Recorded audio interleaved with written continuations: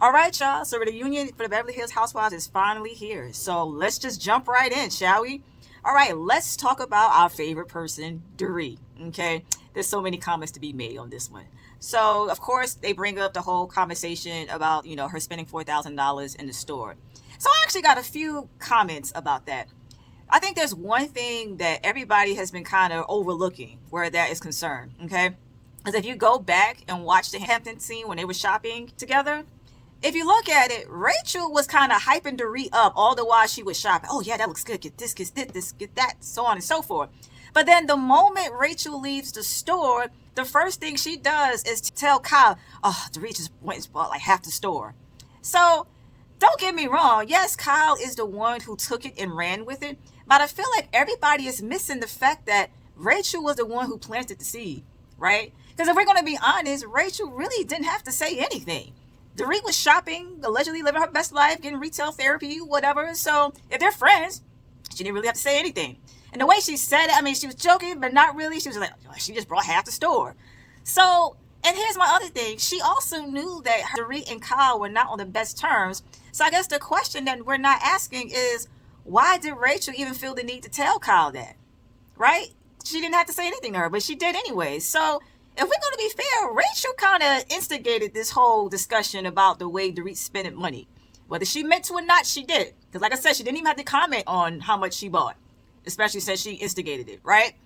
Now, don't get me wrong, Dorit is grown. She's capable of buying however much she wants to buy, but I'm just saying Rachel certainly helped because she was acting as if she was her stylist while they were shopping. And she does all that just to go around and talk about how much money she spent.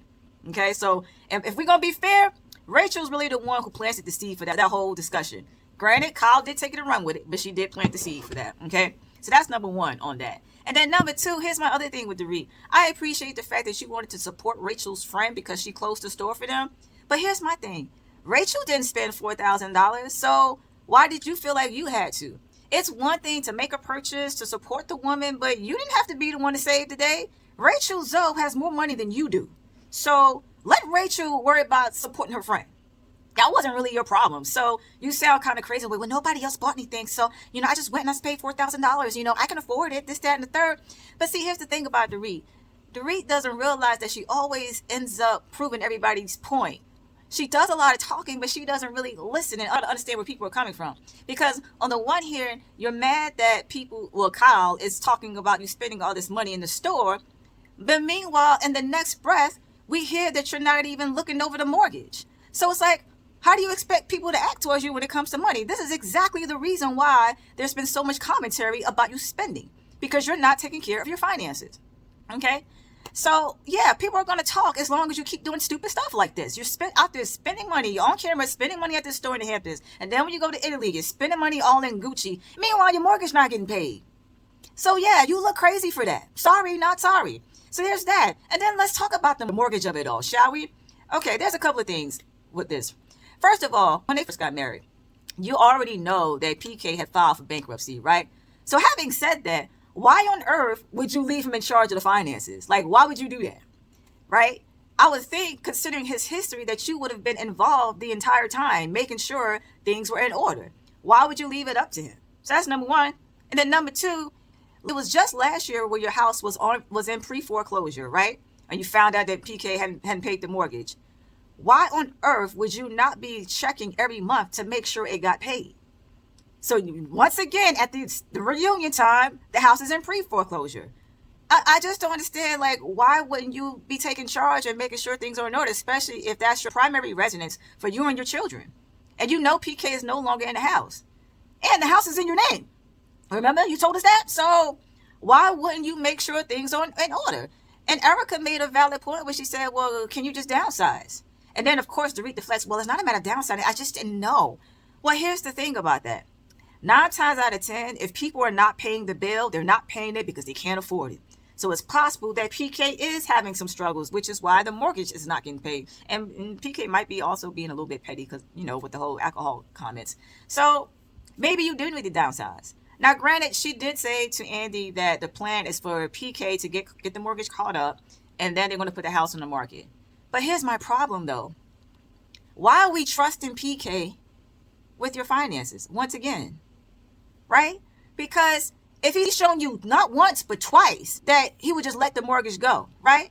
So I don't understand why you have so much faith that PK is going to go ahead and catch up the mortgage so you can sell the house. At some point, you got to take over the reins, right? Like, you got to take over and make sure that things is being handled. Like, you need to come up with a plan B, because that may not even happen. And then what? Y'all out on the street.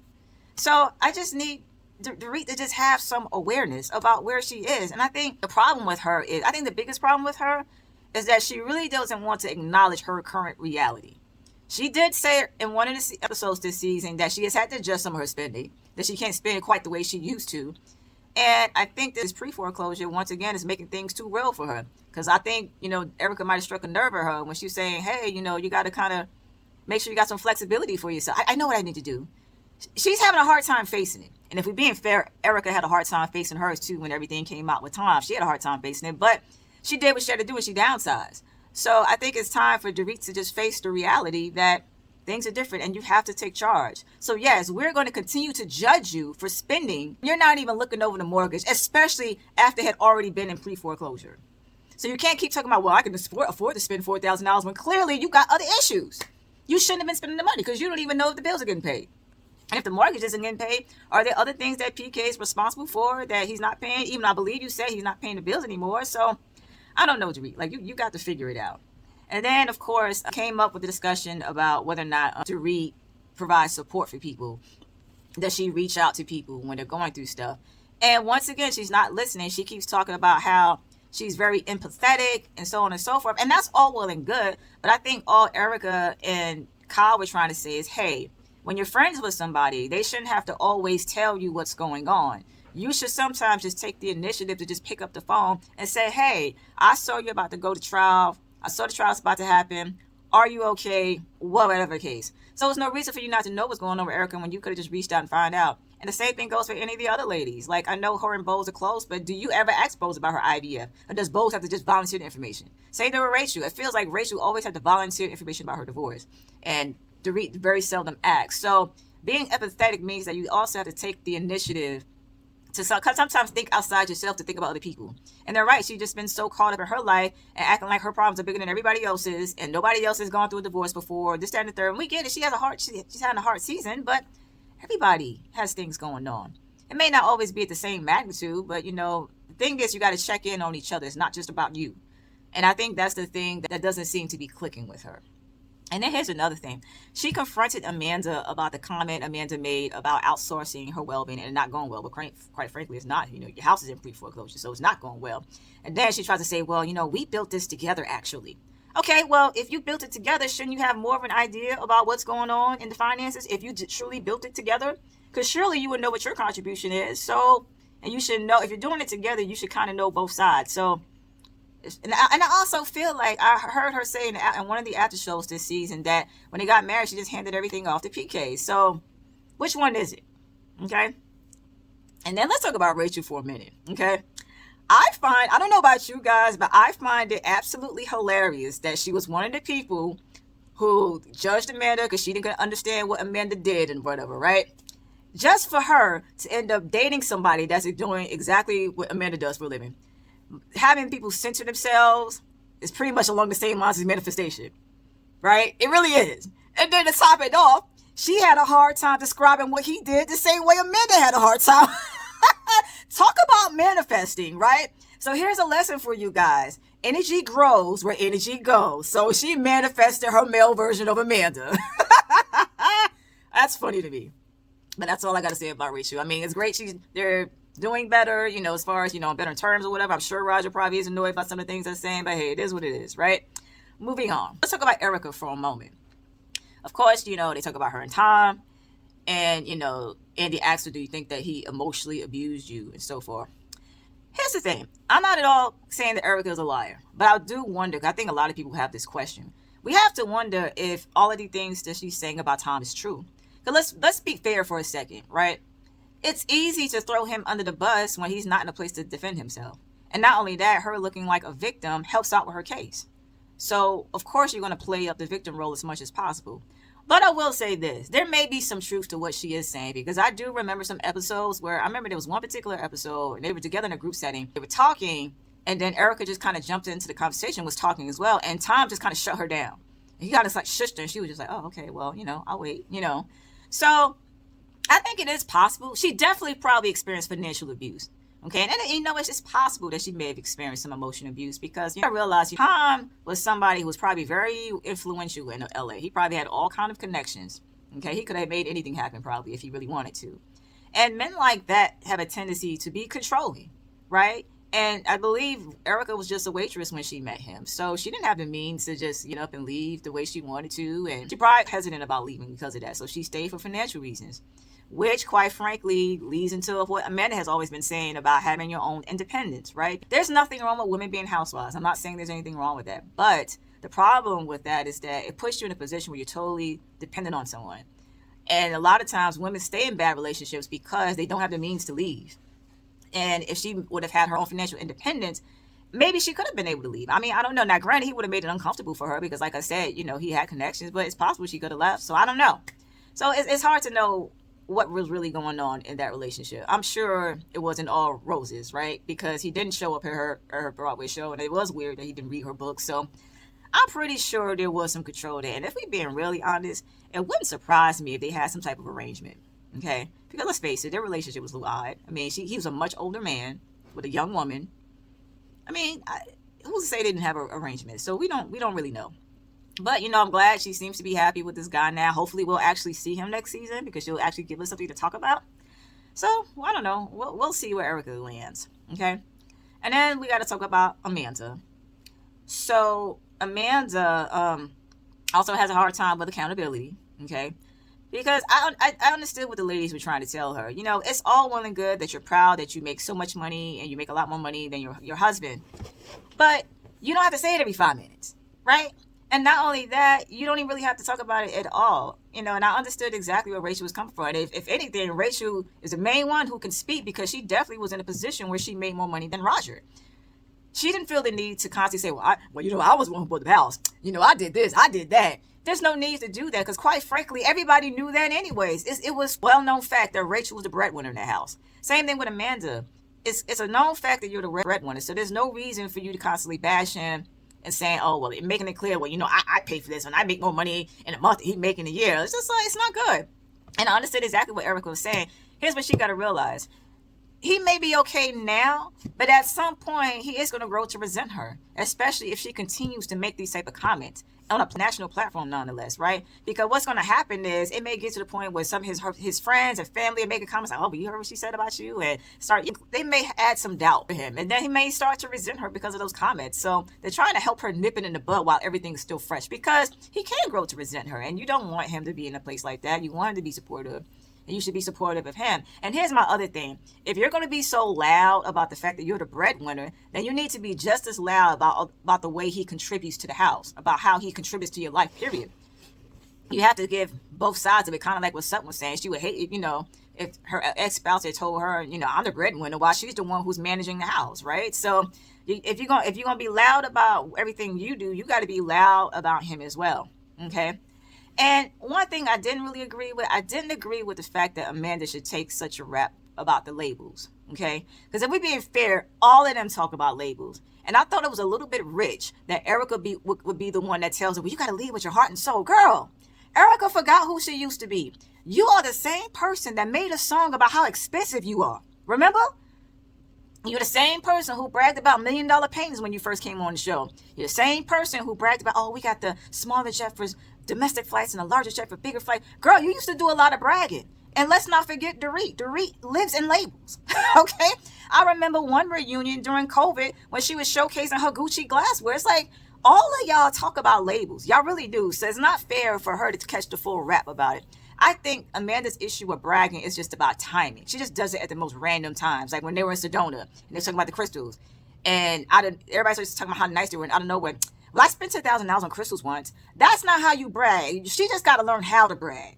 But she's not the only one that brags. I'm going to say that because there are times they go to parties and the first thing they do is show off their new bag. Oh, look at my new Kelly bag and this and that. So all of them brag. So we're not going to just put all of that on Amanda. Amanda just got to work on her timing on when she should brag and how to brag.